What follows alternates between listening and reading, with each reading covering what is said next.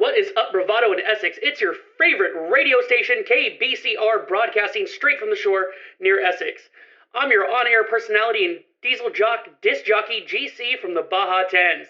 I've been chilling the last few days out here in the bay talking to the people of Essex and trying out your local food. Not bad. But when the hell did this place get so damn religious? People have been coming here non-stop to worship the fountainhead because it ate some monster or something. I thought the only thing it ate was music and symphonic lattices. Anyways, people have been flocking into town like crazy to pay tribute and pray at the monolithic structure that has exploded out of the center of town. I know shit is crazy right now, so I'm going to give you all some news, music, and stories from other people from the wastelands too. Up first, let's hear it from Jasper Klein, a local with a song called Now You're a Zed Baby. Howdy, I'm Jasper Klein. I'm from Bravado, and this one's an original.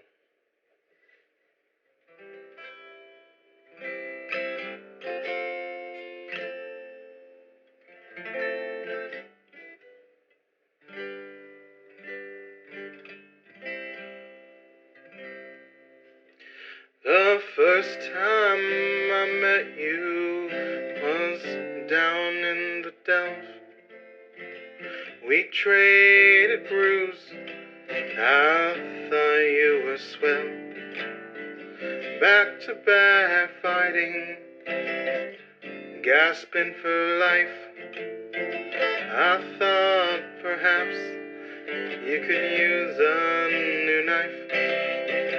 Now you're a Zed, baby, now you're a Zed.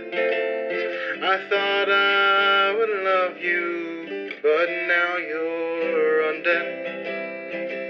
Now you're a Zed, baby, now you're a Zed. I'll make this quick, baby, straight to the head. A second time around, girl, you came to find me.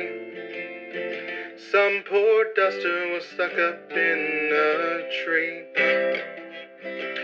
We waded through the raiders, you flashed me a smile. Blood drenched and gritting, I'd stay for a while. Now you're a Zed, baby, now you're a Zed. I thought I'd love you, but now you're undead. Now you're a Zed, baby, now you're a Zed. Straight from my heart, baby, straight through your head. The third time was quick, you gave me a kiss. Under the moonlight, we tried to be missed. We tried to be cautious, we stepped in a nest. We took out 12, but couldn't find the rest. You never told me it was your last fight. I thought we'd be together on the next night. Imagine my tears as you shambled toward me. My dear was gone, now just a zombie. Now you're a Zed, baby, now you're a Zed. I thought I'd love you, but now you're undead. Now you're a Zed, baby, now you're a Zed. Straight from my heart, baby, straight through your head.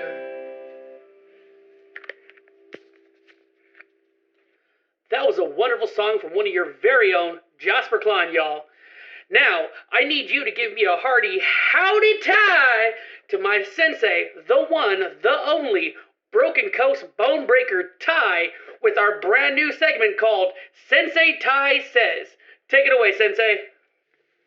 Dream big dreams. Little dreams have no magic, Give yourself permission to dream big. Too often we try to visualize our dreams by being realistic. This is undermining the power of your imagination. Anything that we can conceive and believe, we will achieve.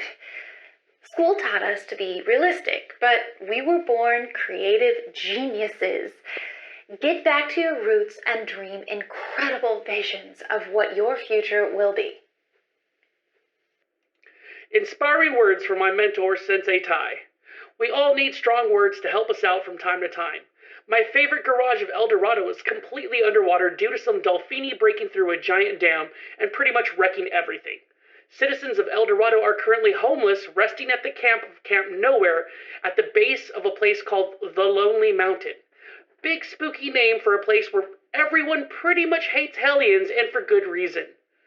Anyways, my good friend Vaughn has a message for his Pama. Go ahead and say hi to the Wasteland and Essex. Alright, so this is a call out for Rue. Hi, Pama. I've been trudging through Essex over and over, luckily running into you a lot more lately. But these last few times that I've been coming and going, I keep finding out about other kids that I had no idea about, which I'm not even gonna get into, but it does make me think about a lot of other things, actually. Like, how come we don't have a last name? Other families and clans do, so why can't we? And also, I don't even know when your birthday is. In fact, I don't think I've ever seen you celebrate a birthday, and I've been your kid the longest, so I should have seen something like that by now. Also, how is your hair pink? I mean, I know that, we specialize in pigments, but I've never seen it used on hair like that, so I feel like I kind of need to know. But anyway, that's besides the point. I want a last name. Okay, bye. You don't have to say bye when you're on the radio. Anyways, GC here again, and I got some more tasty tidbits for you. So after talking to more people, I found out there's a new cult called the Church of the Tiny God, and they worship the Fountainhead. The leader of the group is someone called Philomena Lovelace, and this person has declared that she's going to sacrifice herself to the Fountainhead in order to help it on its divine mission. Alright, first of all, she sounds off her fucking rocker, and someone should try to talk to her and calm her down before she does something crazy like throw their infection away to the Fountainhead. Anyway, speaking of the Fountainhead, Ben Hexa has a prayer for Essex and the Fountainhead, which is a lot less culty. Take it away, Benny. I offer a prayer for Essex and for the Fountainhead.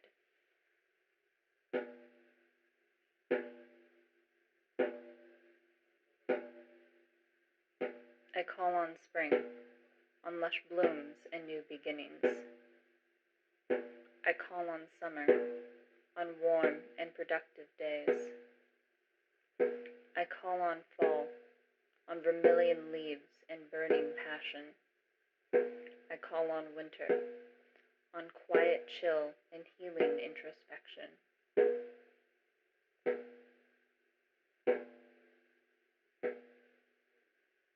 I call on Father Night. May his dark shroud us from those who seek destruction. I call on Mother Luna. May her shining light guide us through the shadowlands. I call on the court of stars. May they bear witness to our existence. And I call on the space in between.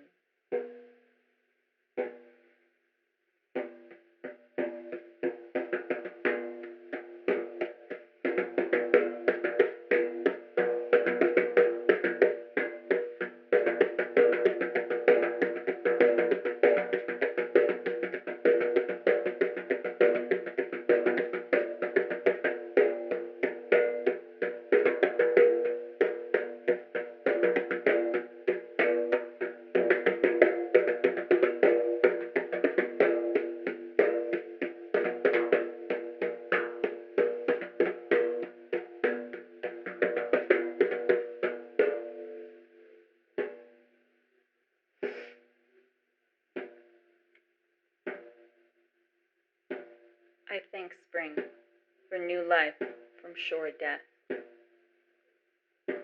I thank summer for fertile lands and activity. I thank fall for blazing bright and true. I thank winter for gentle snow and recuperation. I thank Father Night.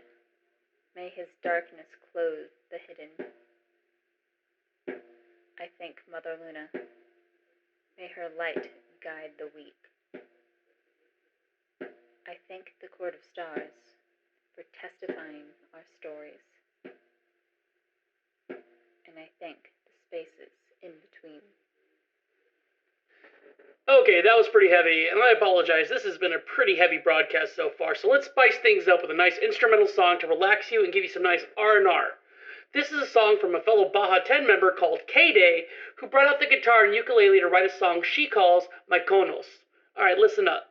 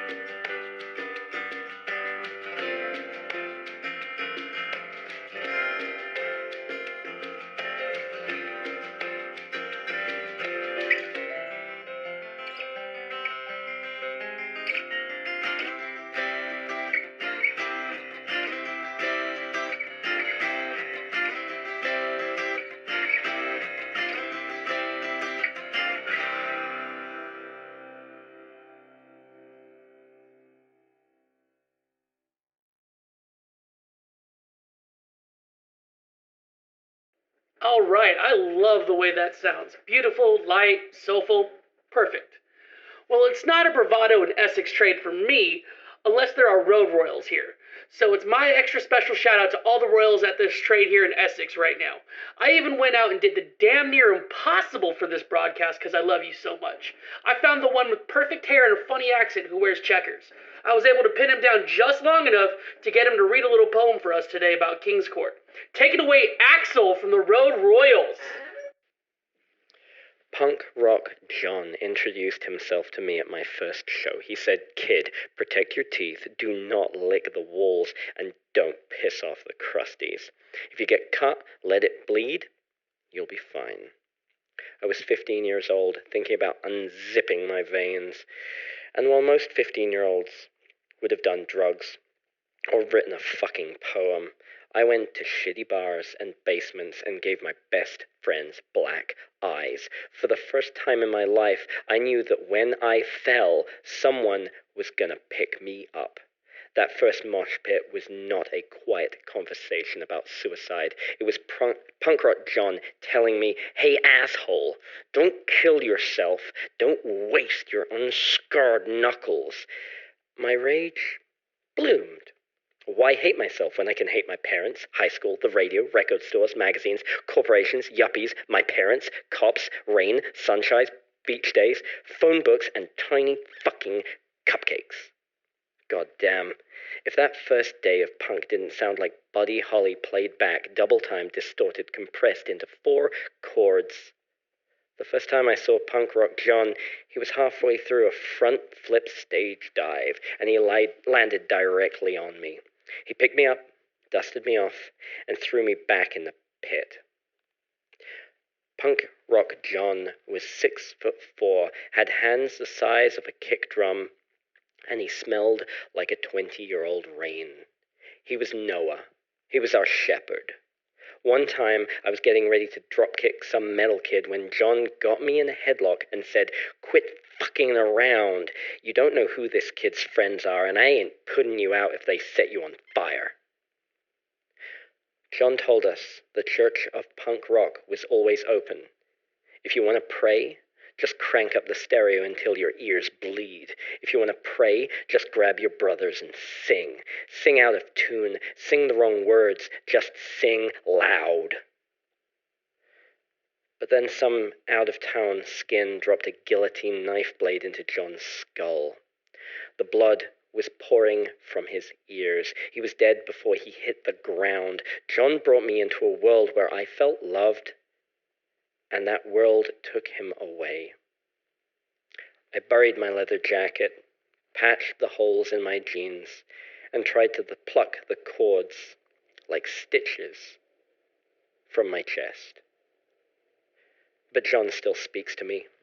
When the world is larger than I am, when my chest is a vice, I put that needle on the record. I turn it up till I can't hear shit.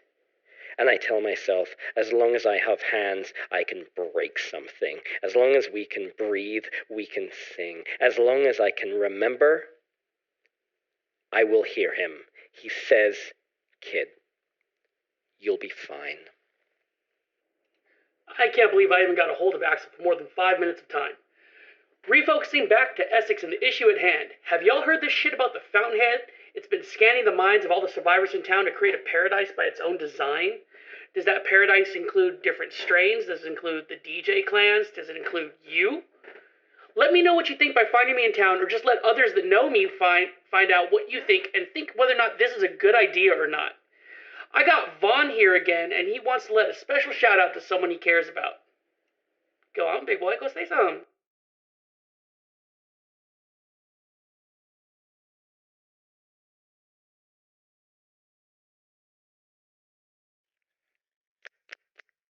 Testing, testing. Is this thing even working, GC? How do I even do this? Anyway, well, I guess this is a place where I can broadcast messages, so I guess if I were to do one... Oh, by the way, this is Vaughn. From Eldorado. The brat who keeps visiting you guys every couple years, and now it seems every couple weeks, so yeah. I'm trying to think how I want to word this, but this is a shout out to Icarus specifically. Thank you for, this past week specifically. I was fractured, and you really helped me out, and I know that it was super hard for you to deal with, considering I know that you basically soothed me every hour, and that's a lot, even for a Noah, even for a priest. And I want to let you know I really do appreciate it. Forgetting everything was scary, and luckily I only really had to experience it once. So, thank you. Anyway, I hope the rest of our Essex trip goes well. Bye. Once again, you don't have to say bye at the end of every message on air. You know what? I'm going to take the time out of the news here to dedicate this song to y'all from a vinyl that I found from the ruins of Tower Records. This song goes out to Vaughn and Icarus. Congratulations on the engagement, and I wish you both the best of luck. In the meantime, he's got another hit record, a thing called Puppy Love. Here's Paul Anka.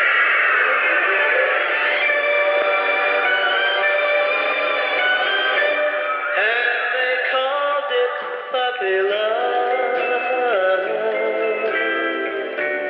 Oh, I guess they'll never know how a young heart really feels, and why I love her so.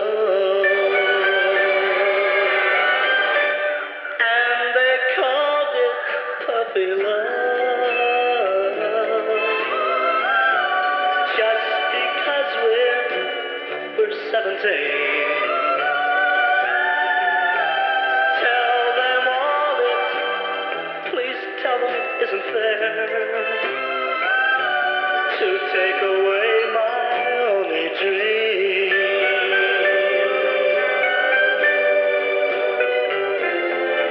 I cry each night my tears for you. My tears are all in vain. I hope and I pray that maybe someday you'll be back in my arms once again. Someone help me, please. Is the answer up above? How can I tell them this is not a puppy love? Someone help me, please.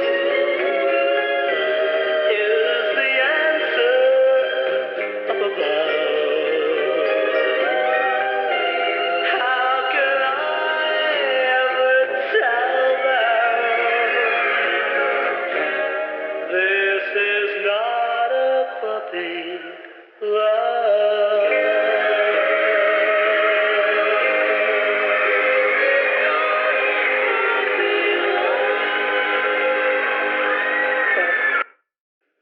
Once again, congrats to Icarus and Vaughn.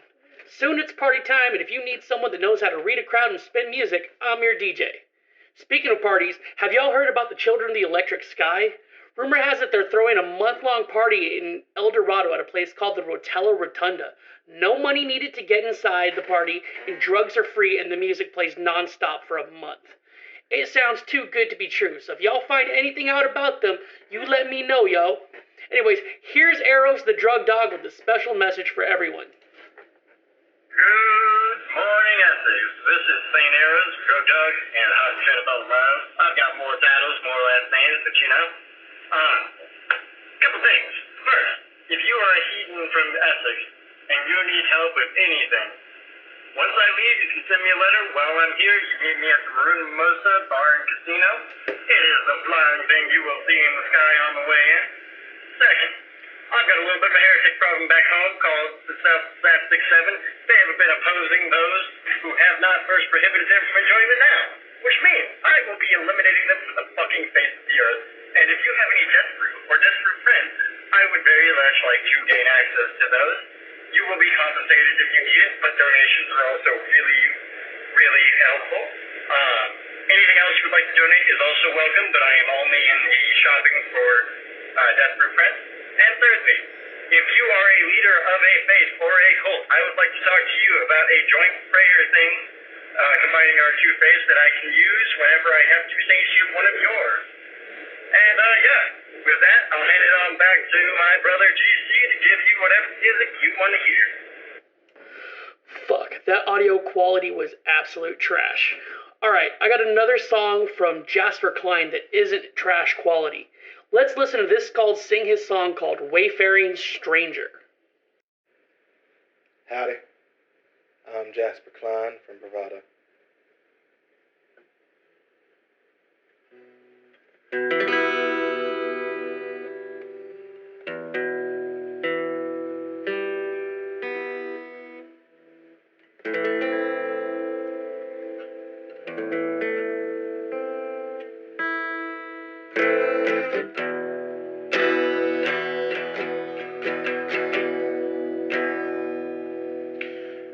I'm an old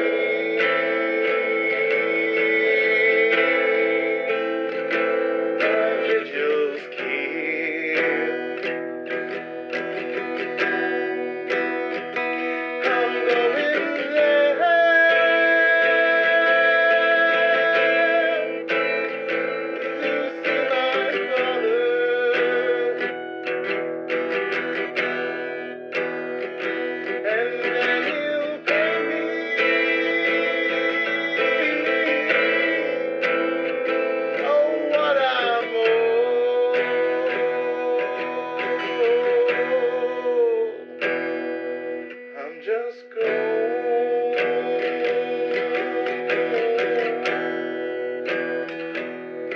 over Jordan.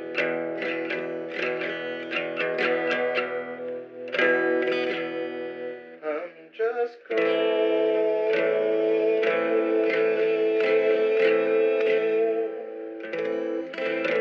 over home.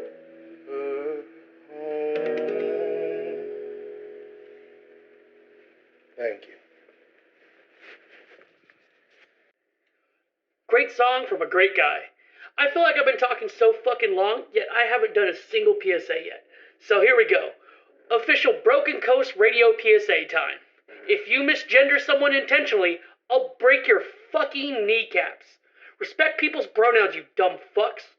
Alright, that's it. That's the end of my PSA. And since I brought up fucks, I might as well bring up Chucklefuck. I got Chucklefuck here to share a story about the Starman for everyone to listen to and relax. Alright, take it away, Chuck. What's up, fuckers? Chucklefuck Taylor here, paper stain of the Rainbow Road out of Lone Star, and have I told you about the Starman? Now, Starman is the granddaddy of all sneakerheads. It's where we all got our start. But this story about how the Starman started off as a Jumpman is the origin of where all this shit comes from. So way out in Old York are these tall buildings, taller than anything you've ever seen, that go so fucking high that our ancestors would say that they would scrape against the sky. So they called them skyscrapers. And inside these buildings is different floors that aren't connected by any stairs and nothing you can fucking climb. And the outsides are perfectly smooth. So the only way to climb up this building is by jumping from floor to floor. And at the top of this building was where the Jumpmen lived. People that were able to make that trek all the way to the top and be safe from all the horrors below. And the best Jumpman out of all of these fuckers was Mr. 23 himself, the Jumpman. Now, Jumpman was pretty fucking full of himself, right? Because he was the best that there ever was at what he did. So, because of that, he thought himself to be pretty much motherfucking invincible. Because dude could take a hit, dude could give a hit, and dude could jump with the best of them. But the one thing you kind of can't punch is, like, nature itself. And there came a day where the OGs looked out into the horizons and saw these monstrous black fucking clouds coming towards the great skyscraper where the Jumpmen lived. And they told all the Jumpmen that they needed to go deeper into the tower to hide from the storm that was coming. And Jumpman was like, nah, I ain't hiding from nothing. I ain't no coward. And against the wishes of the OGs of the clan, which are like the elders, Jumpman decided to stay on the top of the tower by himself to try to ride the storm away from the skyscraper. You know, like Americans might do. So he jumps at this fucking storm, and it fucking picks him up, and it grabs him, and it throws him way above the clouds, higher than anyone has ever fucking been. And it's up there way above the clouds, and his eyes are just filled with stars. It's perfectly, pristinely clear up there, in a way that no one has ever fucking seen. Because, like, down here, we got these clouds and this miasma and all this bullshit covering up the fucking sky. But he saw it perfectly clear. And then he started to fall. And as he fell, his fucking kicks flew from his feet. And, like, went to who knows fucking where because of how high up he was. And he fell so fucking far, all the way past everything, and he slammed into the earth itself. Fucking cracked the ground for, like, miles around. But Jumpman's a strong man, so that don't fucking mean shit to him. And as he's getting up and dusting himself off, he's like, alright, just gotta make the jump back home. And he realizes that down here on the ground, it's real fucking heavy, right? Like, he ain't, for some reason, without his kicks, and I guess because he's been up there for so long, he ain't used to making that jump. So he can't get back home, at least until he finds his kicks.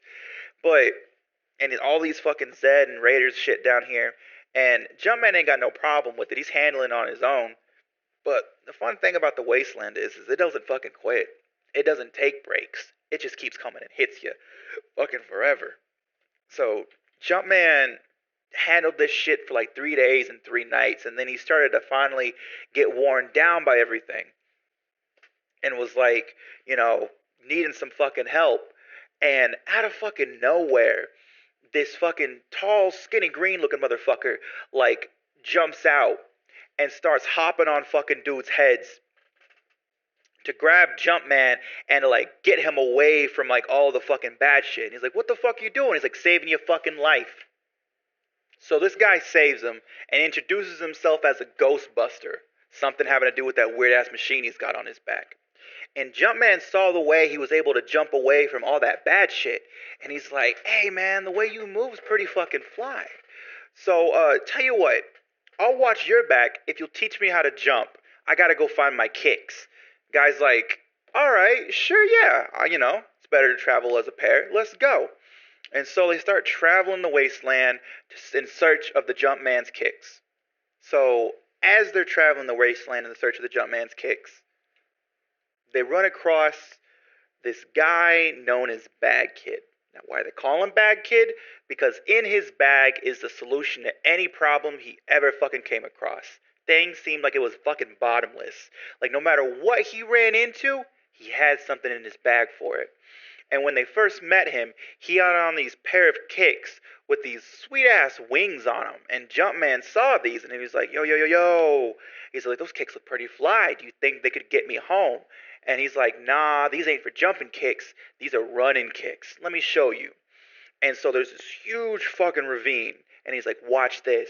And like he gets kind of like, he starts jogging in place, gets like a running start, and zoom, goes from one side of the ravine to the fucking other. Like he's running on air. Like didn't have to jump for it, just ran for it. It's like, whoa. He's like, yeah, running kicks. But tell you what, I'll come with you guys because I got to get back home to where I'm from. And like he points up, he's like, you see the second star on the right, straight on till morning? If I could like make the jump there, I could probably get back, but right now I'm stuck down here till I find a way. And Jumpman's like, hey, I'm trying to get back home my own way too, so yeah, come along. So they're traveling together, and they run into this crazy motherfucking Darwin with these electric knucks and these electric kicks. And Jumpman sees his kicks, and he's like, yo, yo, yo, those kicks are really fly, my guy. Could those get me home? And the Darwin's like, nah. These kicks ain't for jumping. These kicks are for fighting. Let me show you. And when next time they have to fight a fucking horde of Zed, the fucking Darwin puts his fist up in the air so lightning strikes it and fucking delivers a kick straight to all those fucking Zed and lights them up like 10 million fireflies. And Jumpman's like, yo, okay, well, that can't get me home, but you gotta walk with us, man.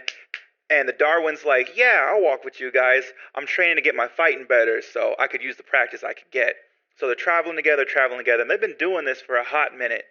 And Jumpman looks up at the stars, and he sees one falling, and he immediately just drops to his knees and clasps his hands together, and is like, come on, somebody throw me a bone.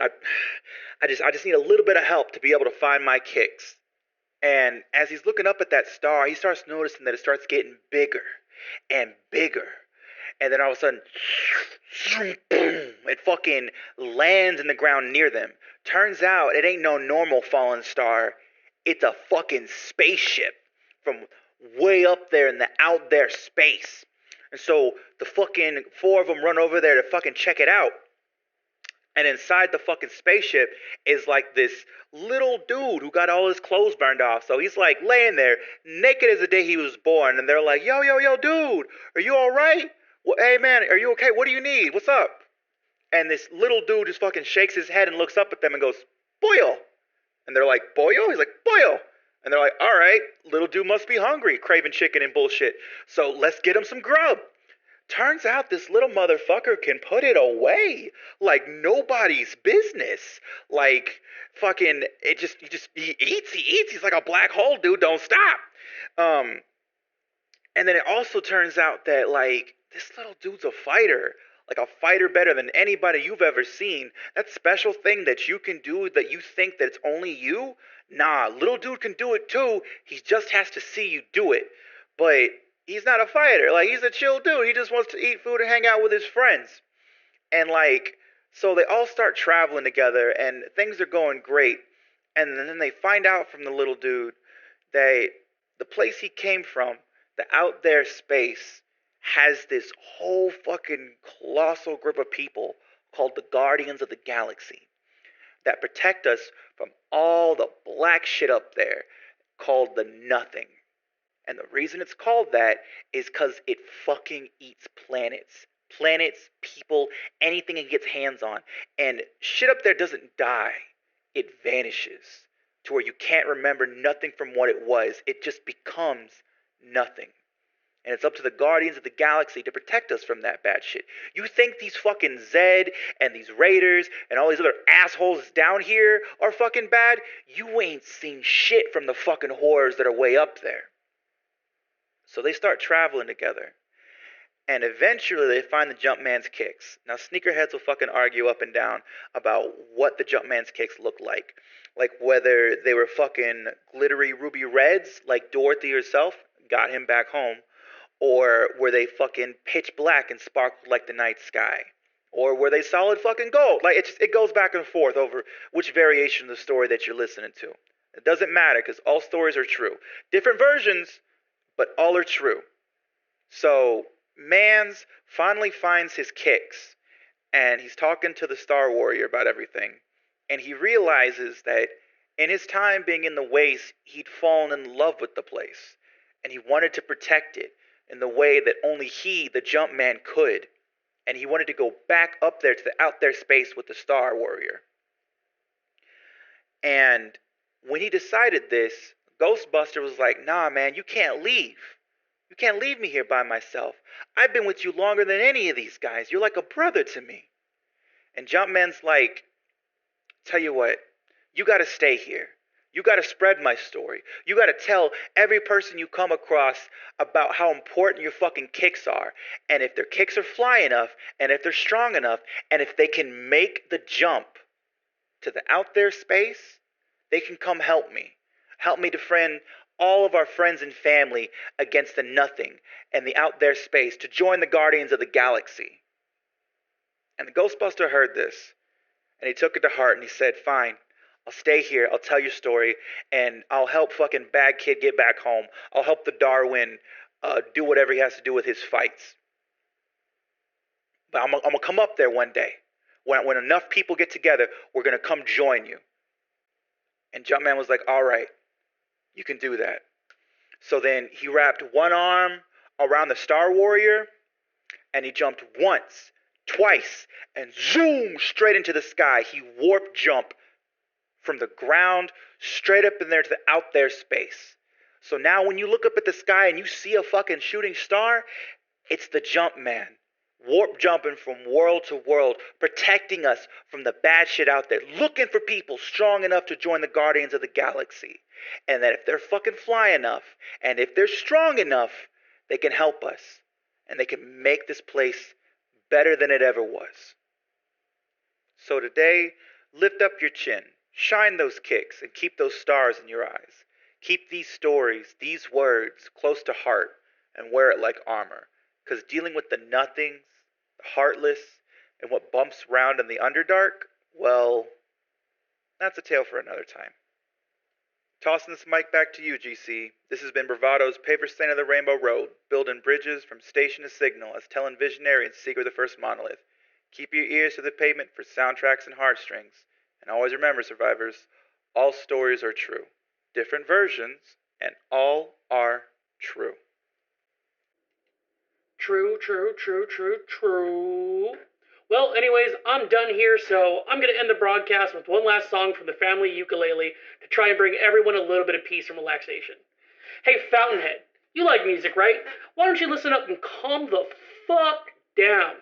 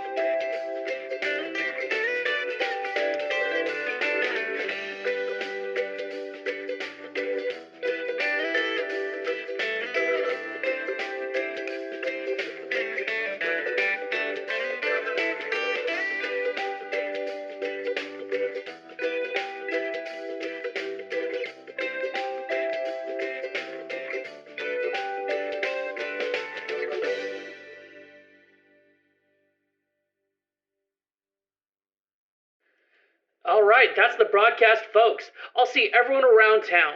If you have a shout out to anyone in town, a prayer you want to share, or a song you want to get out to the people, come find me and let me know. GC signing off the air. Remember, love, peace, and engine grease. You've been listening to KBCR, Broken Coast Radio.